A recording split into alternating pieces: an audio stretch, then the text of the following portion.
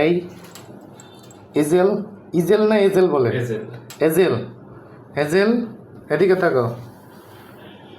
এজেলের আজকে ভ্যাকসিন হয়ে গেল।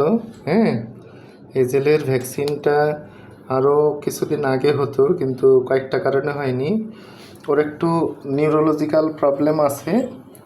হ্যাঁ, আর ডরফিজম, এই যে ওর এখানে গ্রোথ দেখলেই বোঝা যাচ্ছে। আর সাথে আছে ঠান্ডা। তো এখন সে অনেকটাই সুস্থ, একটু ঠান্ডা আছে যেটাতে ভ্যাকসিন দেওয়া সম্ভব। আসলে সম্ভব না হলে আমরা দিতাম না। ও প্রথম আসে 18 তারিখে, তো হ্যাঁ 18 তারিখে আসে, তারপর আমরা আরও মেডিকেশন দিই। এরপরে 23 তারিখে আসে, তারপরে আবার মেডিকেশন দিয়ে দিলাম। এখন অনেকটাই বলে, এই যে দেখা যাচ্ছে ও যে অসুস্থ ছিল। হ্যাঁ, এটা যদি ক্লোজলি ধরি, একটু ধরো তো, ক্লোজলি যদি ধরি দেখেন, এই যে ও যে অসুস্থ ছিল এটা বোঝা যাচ্ছে, কিন্তু কিন্তু এখন না। তো ওরা আমরা ভ্যাকসিন দিয়ে দিচ্ছি। তো আপনারা ভ্যাকসিন দেওয়ার আগে যে মেসেজটা, অবশ্যই চেক আপ করাতে হবে। হ্যাঁ, ডাক্তারের কাছে ভ্যাকসিন দেওয়াতে হবে, এই মেসেজটা থাকতে হবে। কেন? কারণ ওর যে সমস্যা হচ্ছিল, সেই দিনও উনি আসছিলেন চেক আপ অথবা ভ্যাকসিন, ঠিক না? জি।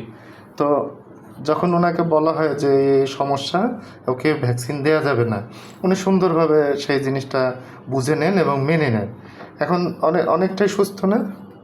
এবং ওর যে নিউরোলজিক্যাল প্রবলেম ডরফিজমের ছিল, এটা উনি বুঝতে পারেনি, কিন্তু আমি যখন বলতেছিলাম যে এরকম এরকম, তখন উনি বলতেছে হ্যাঁ এগুলো তো সে শো করে।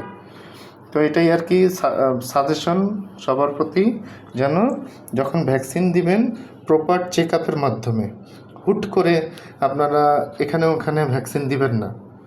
আপনারা ডাক্তারের কাছেই ভ্যাকসিন দিবেন, ভেটের কাছে ভ্যাকসিন দিবেন। না হলে হচ্ছে বিড়াল অনেক সময় হয়ে যায় অপূরণীয় ক্ষতি হয়ে যায়। সবারই হবে না, 100টার মধ্যে একটার হবে, 2টার হবে। সেটাই কিন্তু আপনাদের আসলে পরিবারের একজন সদস্যের ক্ষতি হয়ে যাবে।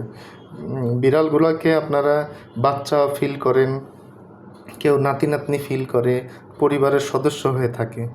তো আমরাও বলি যে আপনাদের পরিবারেরই অংশ। সো যখন ভ্যাকসিন করাবেন, ডিওয়ার্মিং করাবেন বা চেক আপ করাবেন, যথাযথ জায়গায় যেন প্রপারলি হয়, সেই জিনিসটা মেনটেন করবেন। এই যে এখানে দেখা যাচ্ছে ওর স্পষ্ট, এই যে তো আমাদের এজেলের জন্য একটু দোয়া করবেন, ঠিক আছে? এজেল, সবাইকে টাটা বাই বাই দাও।